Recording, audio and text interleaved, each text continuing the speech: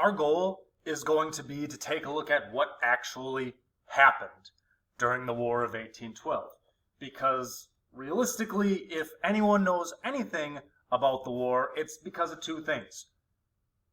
The capital city, Washington, D.C., was burned to the ground, and the Star-Spangled Banner was written.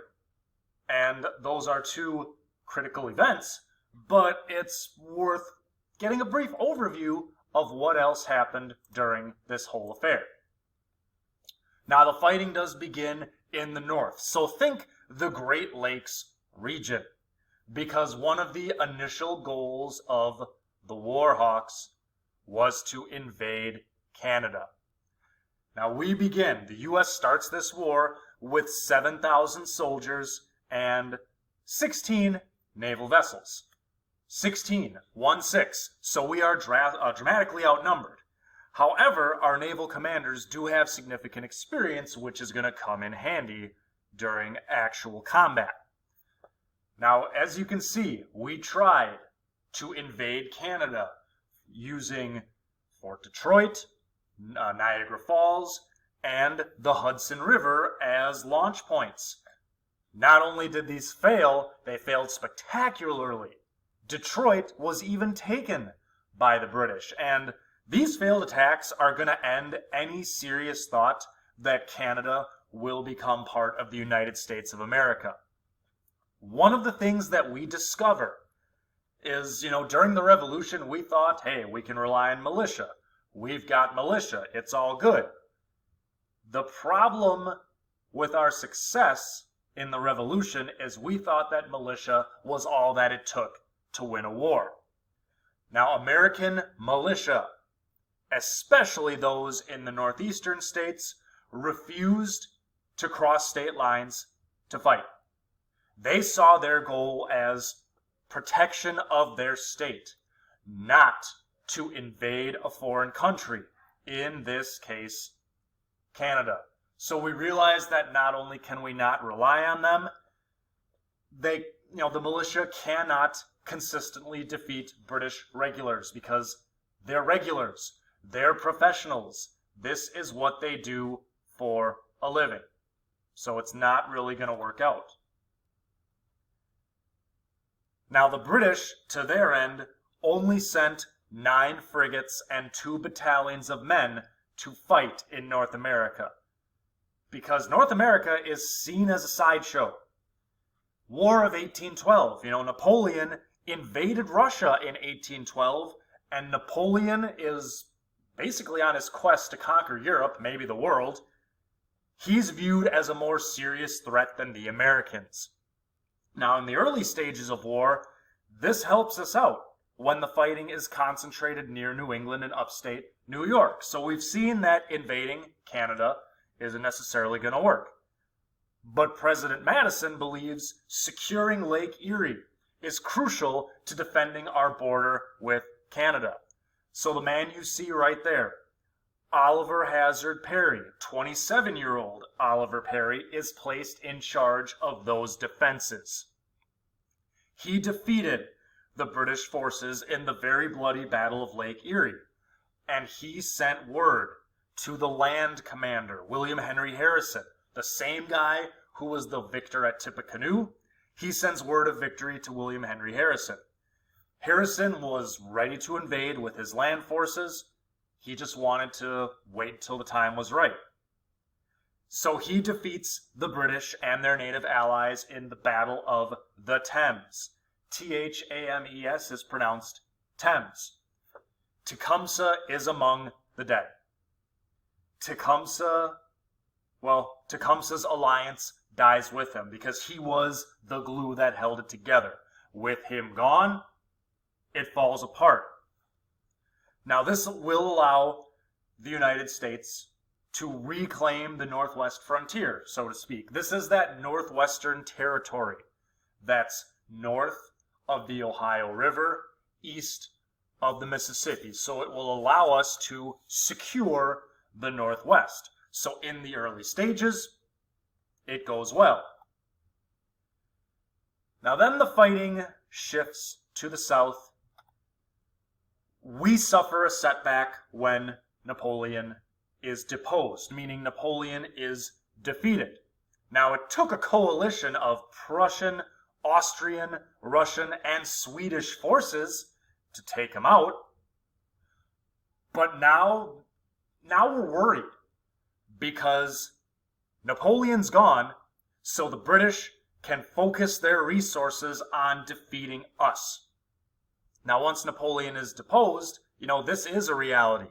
Battle-hardened troops, men with combat experience, are now transferred from Europe and linked up with troops that are stationed in Canada. We knew England was going to invade. The question is where. Where specifically are they going to launch their attack from? By June of 1814, President Madison began to believe that D.C. would be the target. He thought the capital would be targeted, but his cabinet thought that more strategic locations would be targeted. Like Baltimore actually seemed like the likely place for the invasion, partially because even though Washington is our capital, there were only about 8,000 residents at the time. Not that many. His Secretary of War actually shuffled his feet in organizing the defenses and legitimately recognizing the possibility of a British attack. Well, attack they did. They invaded in late August. They were met by an American militia that didn't really do much. They panicked and ran. So the British made camp and prepared to invade. Now, Dolly Madison, you see Dolly Saves the Painting? Dolly Madison had stuffed as many government documents as she could into a travel trunk and was told by a messenger, clear out, clear out. He came screaming, get out of here. She also grabbed a full-length portrait of George Washington before she departed. That's what the painting is. There was a famous portrait of Washington with his right arm kind of pointed out as if he was welcoming people in. She made sure that that was saved. President Madison left not long after. There was panic in D.C. Everyone deserted. Now, England had wanted to use the president's house, the White House. They wanted to use it as a bargaining chip, but everyone was gone. They found it deserted, so they burned the city. And this was partially in retaliation for what the Americans did in Toronto, which was then called York. We sacked and burnt important government buildings, so this was payback. The patent office, the place where you go to get patents on your inventions, that was one of the few buildings to survive. And this is where the federal government met and conducted business when they returned in September. Now, they left. The British themselves are going to leave a couple of days after this, leaving the city in ruins, and they do set their sights on Baltimore. That's their next goal. Now, the thing to understand about Baltimore is the citizens were prepared. They were completely ready for this. The militia, many of whom had actually fled prior to the burning of D.C., had been drilled and trained by an experienced commander, and they were able to stall the advance of the British regulars. On the evening of September 13th, 1814, the British began bombarding Fort McHenry. Fort McHenry stood just outside of Baltimore Harbor. A lawyer named Francis Scott Key, a 35-year-old lawyer from Georgetown, was on board a British prison ship trying to secure the release of an American prisoner. He watched the bombardment from afar, and when he awoke, he saw that the American flag was still flying above Fort McHenry. This was his signal that the fort was still in American hands. He wrote a poem called the Star-Spangled Banner, and that became the U.S. national anthem in 1931. So a huge disaster, the burning of our capital, the low point in our nation's history up to that point, is followed up by a very strong defense of another major city. two of the things that are remembered most from the war. Now, one issue that's kind of lingering beneath the surface, NE, is New England.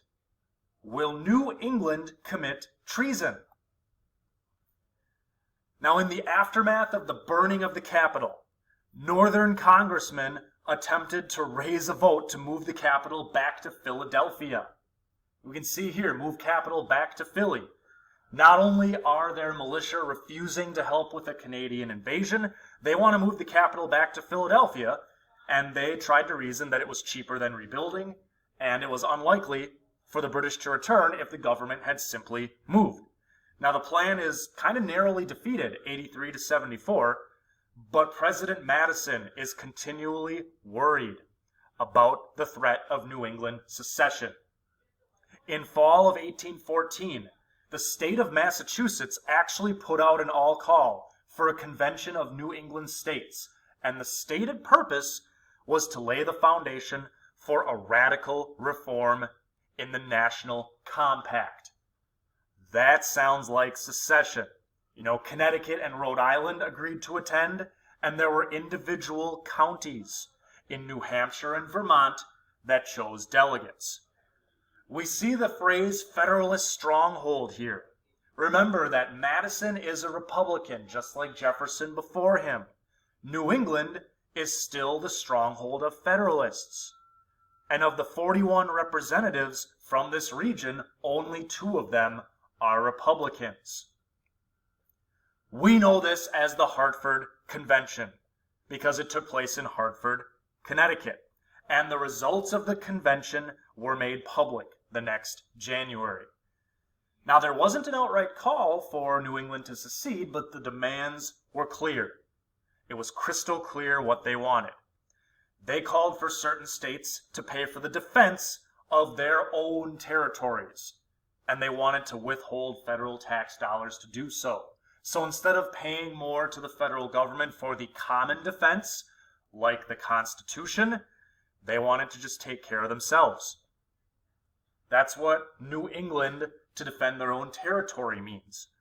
There are calls for a separate peace between New England and Britain, and new amendments to the Constitution to limit the power of new states that might come about as the result of the Louisiana Purchase. That's what amendments to limit the powers of South and Western states actually means. Now, this is the second time that New England had alluded to secession. The first time was when Jefferson was re-elected, and they were still worried about that Louisiana Purchase. But this time, the convention made it clear that if their demands were not met, they would just meet again in Boston to discuss their options. Now, news of the Hartford Convention reached President Madison about 1 week prior to the Battle of New Orleans. So he still has to worry about the possibility that northeastern states want to leave, form a new nation, and perhaps form a separate peace with our rivals, our opponents in war, Great Britain.